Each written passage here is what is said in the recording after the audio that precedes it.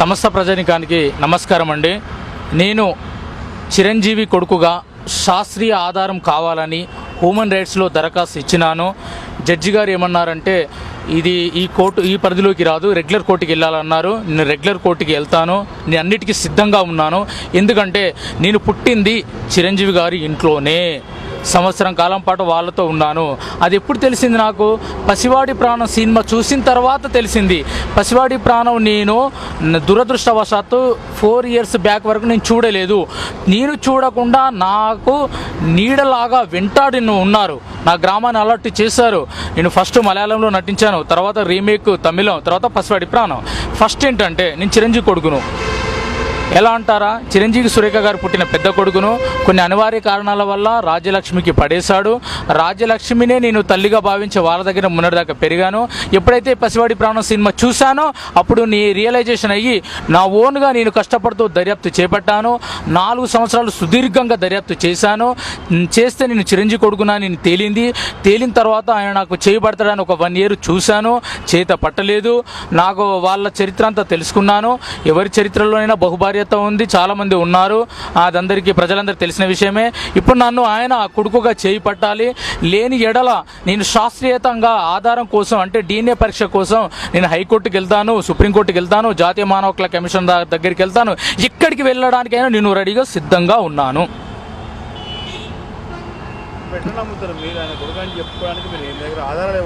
ఆధారాలు ఫస్ట్ అండి, నేను పసివాడి ప్రాణంలో టైటిల్ రోల్ అవకాశం రావడానికి ఏదైనా ఒక అండదండలు ఉంటేనే నీకు అవకాశం వస్తుంది.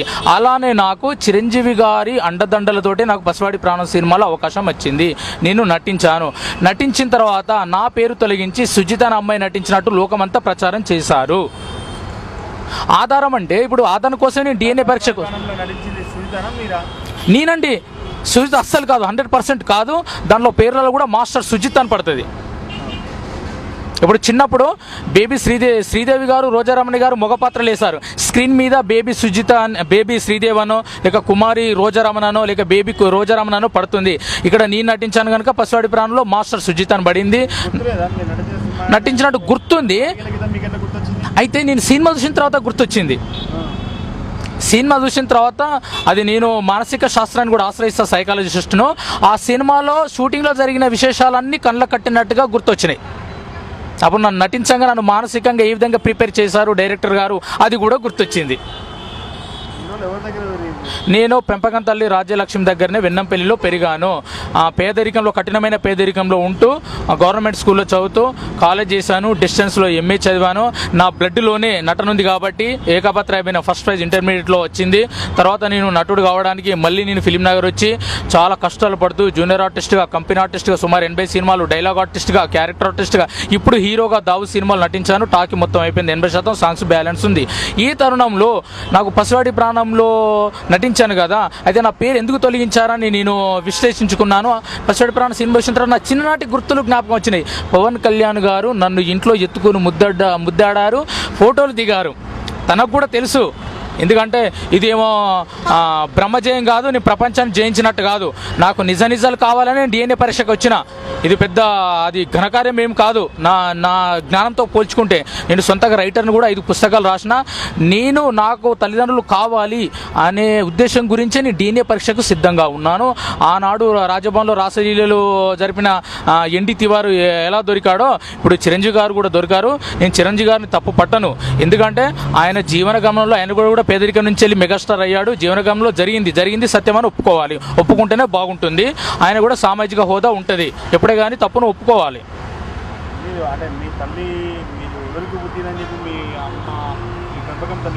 అయితే నాకు ఎట్లా అంటే 8 నెలల క్రితం ప్రసాద్ ల్యాబ్లో ఉన్నానండి. సడన్గా సురేఖ గారు వచ్చి నేను ఇటు చూసుకుంటున్నాను, బిడ్డ మన ఇంటికి పోదాం పానంది. చూసేసరికి సురేఖ గారు అమ్మ నీకు నాకేం సంబంధం అనగానే క్షణంలోనే మళ్ళీ కారికిపోయింది. అదొకటి. సుమారు 10 సంవత్సరాల క్రితం అల్లు అరవింద్ గారు నా దగ్గరికి వచ్చి ఖరీదైన హోటల్లో తీసుకెళ్ళి కాఫీ తాగిపించారు. కాఫీ తాగిపించినప్పుడు ఆయన జరిపిన సంభాషణ ఏంటంటే, నీ హైట్ ఎంత అన్నాడు. 5.6 అన్నాను. ఆయన హైట్ కూడా అంతే అన్నాడు. ఆయన ఎవరు అని అడిగాను. నువ్వు ముందు కాఫీ తాగన్నాడు. తర్వాత నీకు సినిమాలో ఇంట్రెస్ట్ ఉందా అన్నాడు. ఉంది అన్నాను. నాకు హీరో కావాలి ఇంట్రెస్ట్ ఉందన్నాను.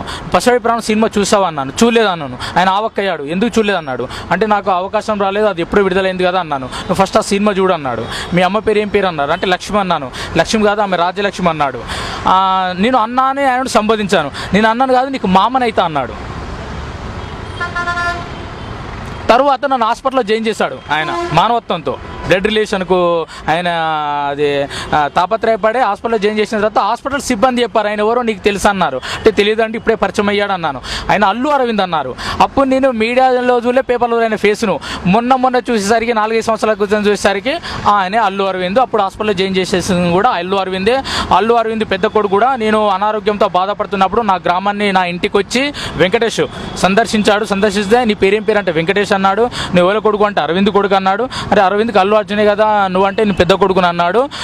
నన్ను కూడా వాళ్ళు వెంటాడారు, మానవత్వంతో అట్లా చూశారు కానీ ఆర్థిక సహాయం మాత్రం చేయలేదు. ఓన్లీ మానవత్వం చూపించారు. అది వాళ్ళకు తెలుసు, నాకు తెలుసు. నీ కొడుకు అన్నట్టుగా చిరంజీవి గారు కూడా తెలుసు. ఇప్పుడు ఆర్థిక సాయం అంటే ఒకటి ఏంటంటే చల్లకచ్చి ముంత తేయడం నాకు ఇష్టం లేదు. ఇప్పుడు నాకు చిరంజీవి గారు తండ్రి అని తెలిసిన తర్వాత ఇప్పుడు నేను హీరో కావాలని తాపత్రయపడుతున్నా. నాకు నీడ కావాలి. చూడండి నిన్న 200 రూపాయలు లేక నేను బస్ స్టాండ్లో పడుకున్నాను.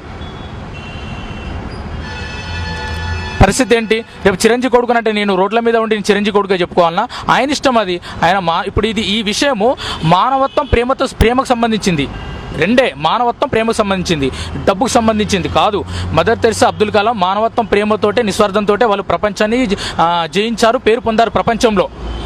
అలానే ఇది మాకు పలుకుబడి ఉంది కదా, మాకు డబ్బు ఉంది కదా అని, మాకు అన్ని బలాలు ఉన్నాయి కదా అని అలా ఉండకూడదు. నన్ను మానవత్వంతో స్వీకరించండి, ప్రేమతో స్వీకరించండి. మీరు వాళ్ళ నుంచి ఏమైనా ఆర్థిక సాయం వస్తే తీసుకుంటాను, వద్దనను.